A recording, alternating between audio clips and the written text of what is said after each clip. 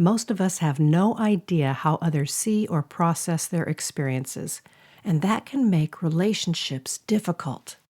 Understanding the motivations and dynamics of our different personality types can be the key that unlocks sometimes mystifying behaviors in others and in ourselves. Suzanne Stabile's book, The Path Between Us, looks at the 9 Enneagram types and how they behave and experience relationships. Today, I'm sharing a portion of my Replenish conversation with Suzanne. We all desire healthier relationships, and Suzanne can help point the way. I'm Jem Fadling, and it's time for I Can Do That.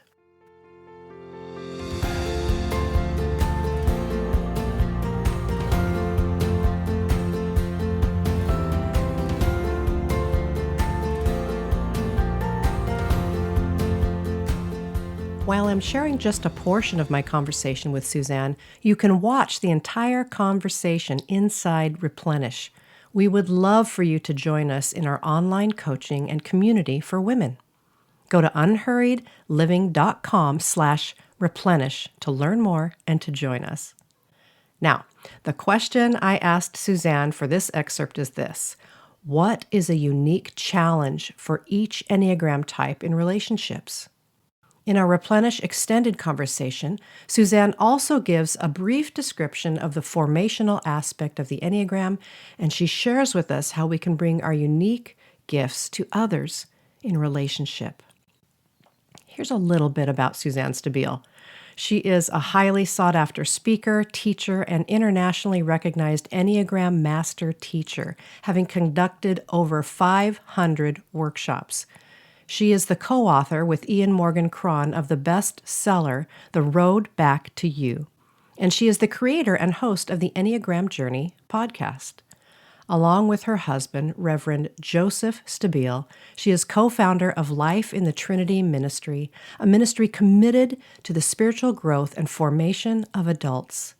Their ministry home, the Micah Center, is located in Dallas, Texas. Enjoy my conversation with Suzanne.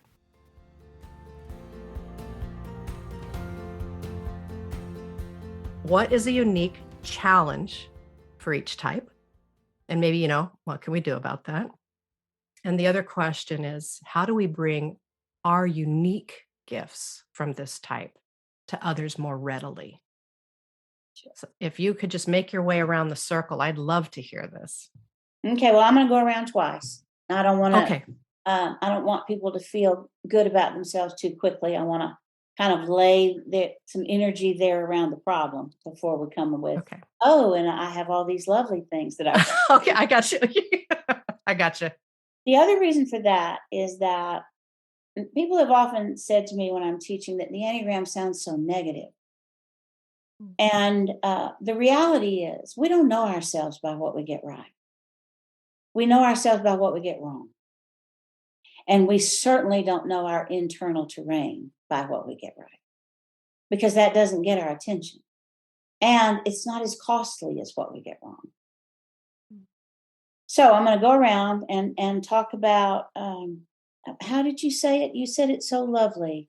Oh, the unique challenges? There you go. That's a lovely way of saying, so what's wrong with this number? I'm a spiritual director, so I can't just say, what's your problem? I know what your problem is, but I'm supposed to lead you to that, right? Right. Okay. So I'm going to start with 8s because that's my teaching order most of the time. The challenge for 8s on the Enneagram, actually particularly female 8s, is that they are too confident. They're smart and they're quick thinkers and they're very sure of themselves and they're very strong. And they are guarded. So I'm going to step over here and just with 8s, because female 8s are uniquely misunderstood culturally, I think, in our culture, but also in other cultures around the world. And I'm going to say this. When you take all of the gifts that make up an Enneagram 8 and you put them in a male 8, we love that. We like for men to be strong and stand up and be leaders and know what to do immediately. And we like to fall in behind them and follow and let them lead us and all those things. And if you put the same subset of gifts into a female, then culturally, the reality is, and forgive my language if it's offensive to anybody, that when you put those gifts in a female in our culture, it is now between third and fourth grade when friends start to call her a bitch. And female 8s live with that from childhood until probably midlife, when they have a significant failure that is followed by an opportunity for significant spiritual growth and development. I have unending compassion for female 8s because my oldest daughter's a female 8. And I've watched her suffer and suffer and suffer. And she's 44, and I think that part's over. It followed a big failure, followed by her coming to her daddy and saying, "What do I do?" And he told her 2 spiritual practices that she does every day that have changed her life. So, I think transformation happens to us, but I think it's our responsibility to set the table for transformation. And for each number, what sets the table is different. 9s, it is said in Enneagram wisdom that the best part of you is also the worst part of you.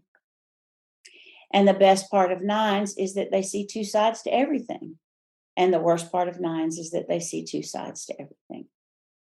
And their great fear is that their peace is going to be disturbed.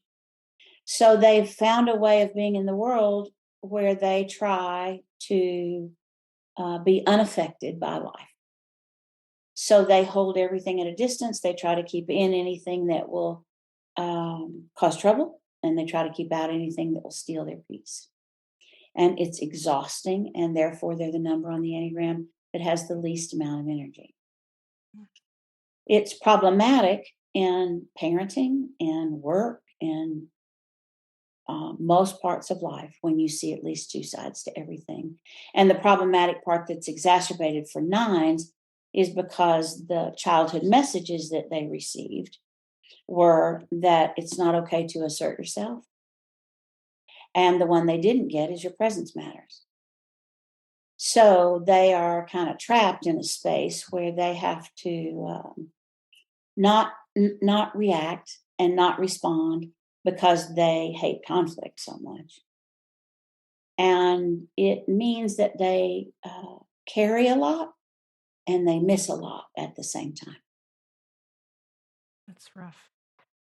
I mean, I'm not gonna insert in between every one of these, but as you talk about this, sometimes this is where my parent guilt comes in, because one of my sons is a 9, and it breaks my heart every time I hear what their lost messages were. Yeah. And I think, how did that happen? Yeah. We did our best. Sure. Well, I have a daughter who's a 9, and it doesn't mean that the fact that your son and my daughter don't think their presence matters doesn't mean that we didn't give them the message that their presence matters. It means they didn't receive it. Mm.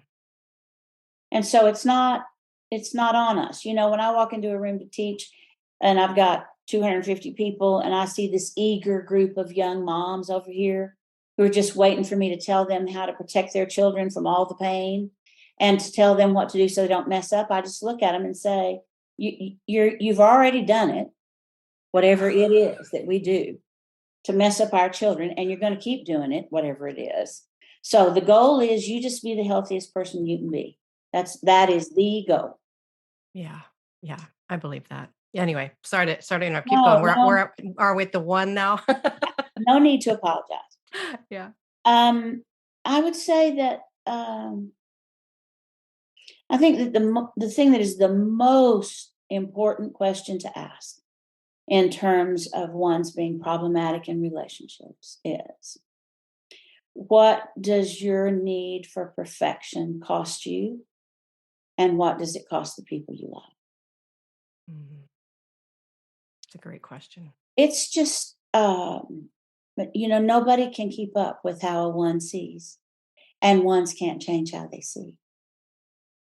So the great challenge then becomes what you do with what you see, because you're always going to see what's wrong. That's how you engage with the environment, and it's not going to change. So, how are you going to learn to accommodate imperfection and to make space for it and to not cheat your relationships by focusing too much on that and not enough on other things?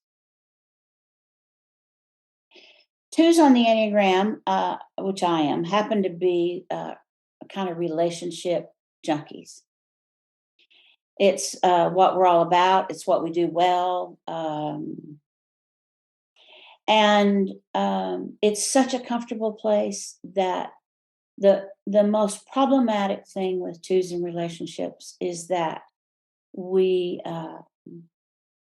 over involve ourselves in other people's lives, and then we overcommit, and then we resent the neediness in others that we created.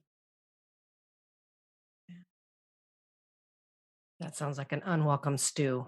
Yeah, moving on. Threes.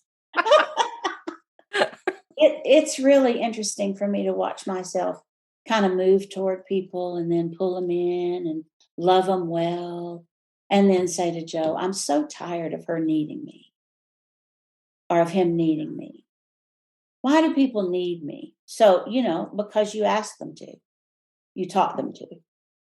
All right, threes. It's really interesting to me. Threes want to be loved for who they are and not for what they do. And yet they put their energy into what they do and not in who they are. So, what threes share with other people is accomplishments and achievements and how kind of great they are in the world. And then what they want to be loved for is whatever's beneath all of that. Well, if you don't share what's beneath all of that, nobody can love you for that. If you don't tell other people what's beneath that, then nobody can love you for that. So if you're a three, you have to find the difference and the distance between what you do and who you are. And one way to do that, threes can be the poster child for every organization they belong to, and they can switch. They can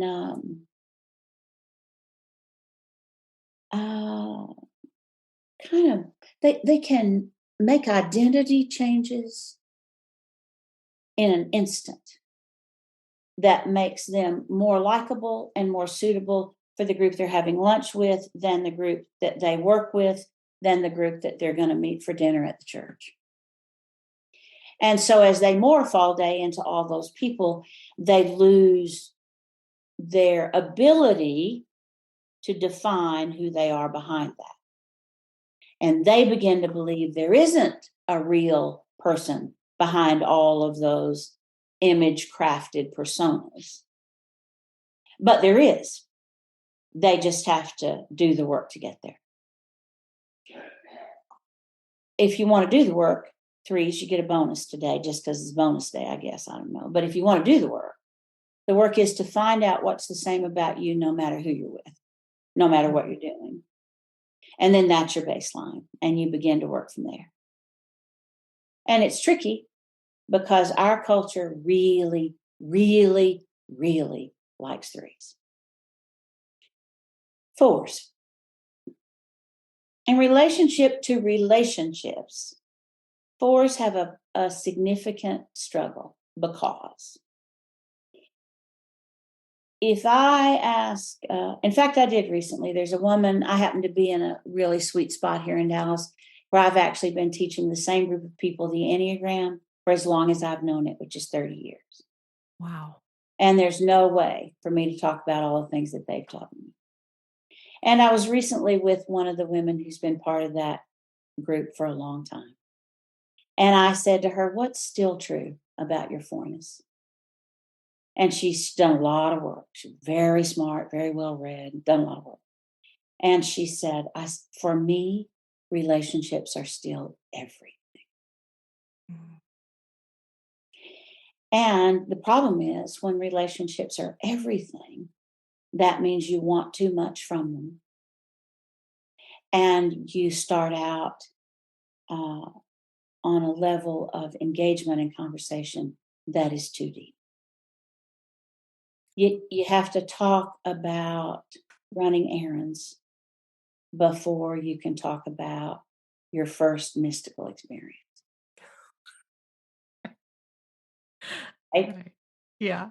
And fours don't find any interest or value in talking about running errands. They want to talk about the deepest thing that's happening to them at the time, and other people aren't there. And so you have to invite them to the table and serve hors d'oeuvres, and visit for a while, and then a salad and some more before you get to what you really want to talk about. And the need that fours have to connect on a deeper level usually outsmarts the necessity for the prep work. Fives are, along with eights, the most socially awkward numbers. Mm. And when you're socially awkward for whatever reason, relationships are tricky. And they're particularly tricky in groups of all one gender. Generally, women talk to women about the things and the stuff of life, every number except fives. And fives are not comfortable talking about the stuff of life because it's very personal for them. And so while fives want relationships, but only a few because of their energy problem. If your listeners don't know, viewers, listeners, people, All of the above. all of the above, if they don't know, fives wake up with the same amount of energy every day. And everything they do costs them energy. And it's like manna, you don't get to store up for tomorrow. So living a day as a female five in our culture is very difficult in terms of energy protection.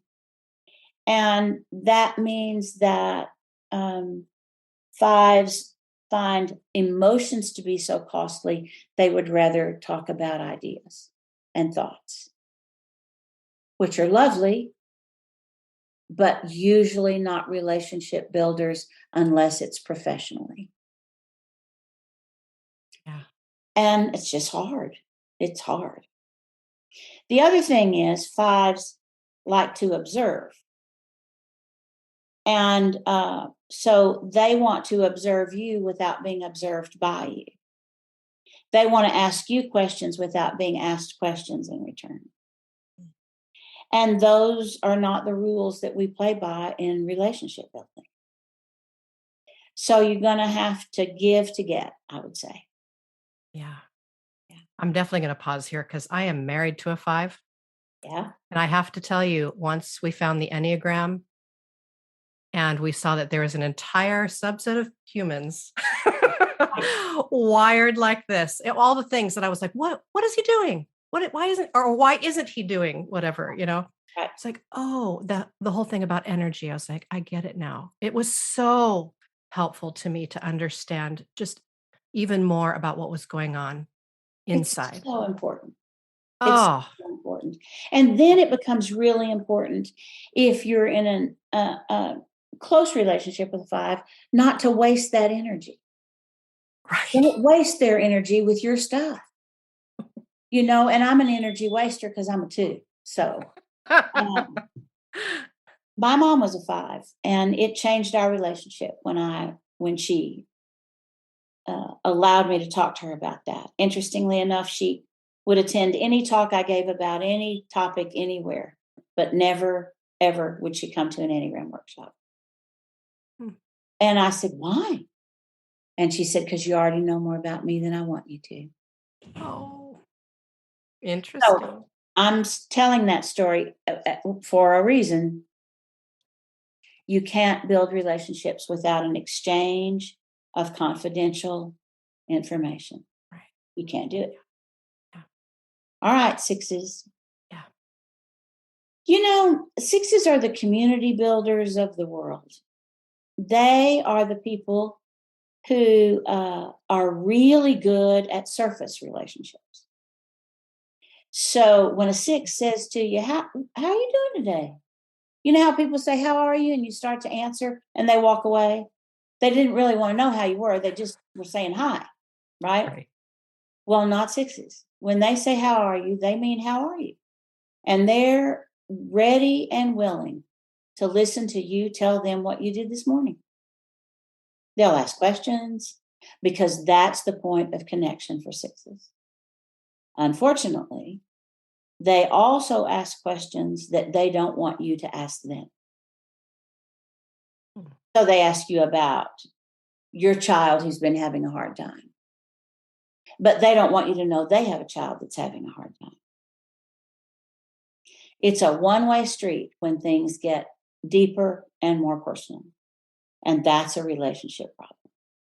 You just don't get to do that. Sevens, you want to talk about sevens or you want me to? You go for it. Sevens in relationship, as expected, are delightful as long as things are moving quickly enough. Sevens actually want to know if you've got a problem, but they don't want to know about the problem. Sevens actually have to discipline themselves to want details about your life. They want a connecting point minus the details. Because if the details are sad, they can't be sad enough. For like a seven can't take it. They can't take it. And if the details are happy, a seven can outdo you every time. So if what you've noticed in 5, 6, and 7s is that there's a connection point and the problem is feelings, that's because they're all in the thinking triad. And they want to connect mentally, but generally not emotionally. And all 3 numbers want to connect, but not with expectation. It's so true. It's so true. And you know what's funny, Suzanne? One of my closest friends is a 4, and we both know the Enneagram. So we laugh about this. Yes. Because she can count on at some point when she's telling a sad story. Yep. At some point, she will call me on it. She's like, I will change the subject or ask or I'll do something that moves it. And because we're so close, we laugh about it. Sure. She'll just say, did you got further into the story this time? Or did you notice that you just took us somewhere else? And then she always jokes with me about how often she hears the word fun come out of my mouth. Every time we're together, something's fun. Yeah. And so, but she's so good for me because you're right. Did I say it while we were recording? I'm a 7. I can't remember if I said it after we started the conversation, just so everyone listening knows. The reason I'm talking about 7s is because I'm interested in this. There you go. Oh no, I forgot I was saying. What I love about her is that she does train me. Yes. Just by who she is in empathy and staying in something longer than I want to stay. Right. Because the details do freak me out and I can only go there so long and then I got to move on. I'm not saying that's my best move. I'm just saying that's what I've noticed about myself. Sure. That's everybody's 7 move. That's it. Interestingly enough, this goes 2 ways though. Not only can you not listen to a lot of the sadness in her story that she's telling at the time, but you can't tell her a lot of your own either. Right. So, it's so true. Yeah. My son is a 7, my oldest son. And one of the stories I tell frequently when I'm teaching is that he, when he was younger, we work together now, so it's a different thing. But when he was younger, a young adult, but younger, he would call me and say, Mom, I'm going to tell you something because I want you to know what's happened. and I'm going to tell you what I want you to know. And so as soon as I do that, I'm going to hang up. So I'm telling you I love you now. I'm going to tell you the thing. I'm going to hang up. You're going to call back. I'm not going to answer. You're going to leave a message. I'm not going to listen. And those were the parameters. And if I wanted to know what's happening in his life, then I had to operate within those parameters. Yeah. And I went ahead and called back every time he didn't answer. I left a message every time. I don't know if he ever does. He's better now. He's got a wife and 4 children, so he's learned a lot. But what I want people to be clear of is it's not that they don't care about anything past the line of happy in your life. It's that they don't want to dwell on that in their own lives either. And you don't get to put those parameters on relationships and call them healthy. Yeah. So that's And how can you do something you haven't practiced or you don't have a friend to teach you? right. You have to learn how to do that. So the reality is that 7s have a half range of feelings. And that something big has to happen for them to move into the unhappy. Yeah, it's so true. Again, I want to move to the next question because we're around the circle, but just to illustrate this only because that puts flesh and blood on it for people who are listening. Yeah. I don't know how long ago this was, 14 years ago, I had a severe issue with a nerve that began at the back of my low spine all the way down my leg. And I say that because it was a pain that was beyond anything that I knew existed because it was nerve pain. And it changed me. It changed me in a profound way because it awakened me to the fact, because what you just said about the half range, it gave me a new appreciate, or at least an acknowledgement of a whole nother range of feelings you could have, because pain like that is devastating and beyond. And so it moved me to it expanded me, let's say. Right. Now, did I want that to happen?